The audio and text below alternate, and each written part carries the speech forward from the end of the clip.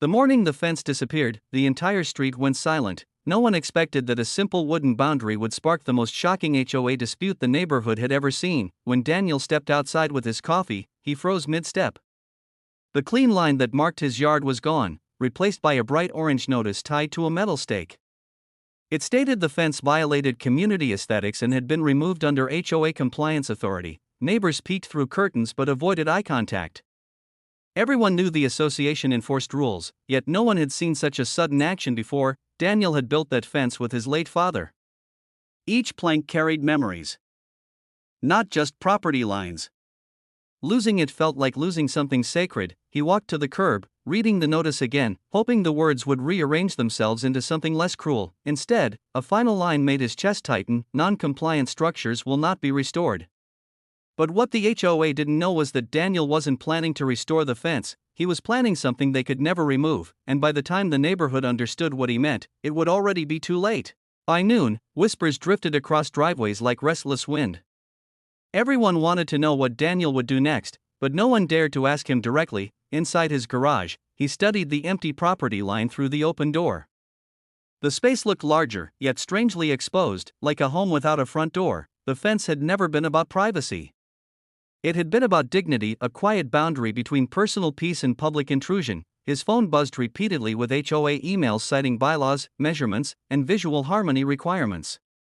Each message sounded polite, yet carried the cold certainty of authority. Then one message mentioned fines beginning in 7 days if approved boundary solutions were not implemented. Approved, the word echoed in his mind. That evening, Daniel unfolded a worn notebook his father once used for construction sketches. Inside were neat drawings, careful measurements, and a handwritten note: strong boundaries don't need to shout. He stared at those words for a long time. A slow realization began to take shape. If they removed his fence for breaking the rules, then he would build something that followed every rule perfectly and still protected what mattered. By sunrise, he had already called a surveyor. 2 days later, small neon markers appeared along the edge of Daniel's yard. Residents slowed their cars, pretending to check mail while secretly counting the stakes. The HOA president, Mrs. Caldwell, watched from her balcony with folded arms. She had spent years maintaining uniformity in the neighborhood. Order preserved property value, and property value preserved peace. At least, that was the belief. When the surveyor finished, Daniel thanked him quietly and took photos of every measurement. He documented distances, angles, and zoning allowances with careful precision. Nothing he planned would violate a single regulation. That afternoon, a delivery truck arrived carrying sleek metal posts and thick transparent panels. The materials gleamed under the sun, modern and minimalist. Neighbors whispered again, "It looks expensive. It looks permanent. It looks different." Daniel worked slowly, installing each section with steady patience. He didn't rush. He didn't argue. He didn't even look toward the HOA president's house. By sunset, the structure reflected the sky like still water. It wasn't a fence, it wasn't a wall, and technically, it wasn't something the HOA had the authority to forbid, but its true purpose would only become clear once the first complaint arrived. The structure shimmered like glass but felt immovable, anchored in reinforced bases hidden beneath polished stone. Sunlight passed through it, yet it created an unmistakable boundary. Mrs. Caldwell reviewed the bylaws late into the night, flipping pages with rising frustration. The installation met height limits, setback rules, and visibility requirements. It obstructed nothing and violated nothing, yet it changed everything. Children paused their bicycles to study their reflections. Dog walkers slowed down.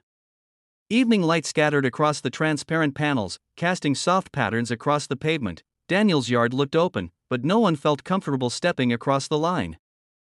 For the first time, boundaries were understood without being seen. A formal HOA inspection followed. Clipboards appeared. Photos were taken. Measurements were repeated. Daniel remained calm, answering questions with quiet respect. Every answer ended the same way: "It complies." Days passed.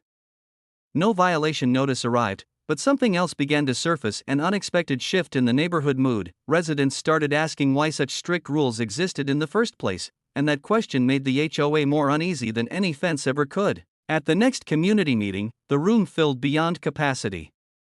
Folding chairs lined the walls, and quiet tension hung in the air like approaching rain. Mrs. Caldwell opened with routine updates. but hands rose before she finished her first sentence. A retired teacher asked why fences that offered privacy were banned. A young couple asked why approval processes took months while removals took hours. Another resident asked why compliance felt more like punishment than cooperation.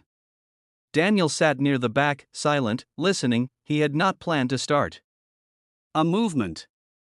He only wanted his boundary back and his peace restored, but the transparent barrier outside had done something unexpected. It made invisible frustrations visible. When his turn to speak came, he stood slowly. I followed every rule, he said gently. I just needed a way to protect my home without losing the memory attached to it. The room softened. For the first time, people saw not a dispute, but a story, and the HOA board realized they were no longer managing fences, they were managing trust. In the weeks that followed, the neighborhood felt subtly different. Conversations lasted longer.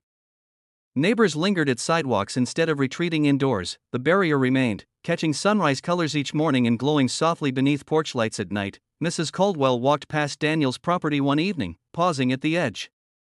The transparent panels reflected her silhouette, blending authority with vulnerability. She remembered when she first moved into the community decades earlier, when neighbors borrowed tools and shared evening tea. Rules had been meant to preserve harmony, not replace it. The next board session included a proposal: revise boundary guidelines to allow personalized fencing that met safety and design standards. It passed unanimously. When the letter arrived in Daniel's mailbox, he read it twice. He could rebuild his wooden fence if he wished, yet he found himself looking at the transparent barrier, at the sky mirrored within it, and at the quiet respect it now symbolized. For the first time since the removal, he felt something unexpected, not victory, peace. Autumn arrived with cooler air and golden leaves drifting across quiet driveways. The neighborhood looked the same, yet something essential had changed beneath the surface. Children played freely along sidewalks. Neighbors greeted each other by name again.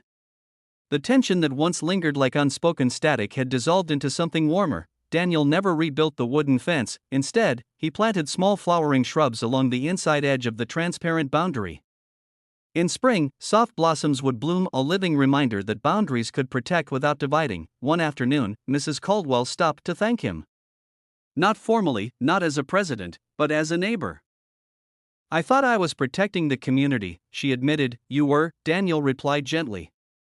We just needed to remember what community feels like. As evening settled, the barrier reflected the fading light, nearly invisible against the twilight sky. What began as enforcement had become reflection, what felt like loss had become restoration, and what seemed like a dispute had quietly reshaped an entire neighborhood. And that was the final twist in this unbelievable HOA story. If you loved the drama, don't forget to like, subscribe, and drop a comment sharing your thoughts. It really helps this channel grow.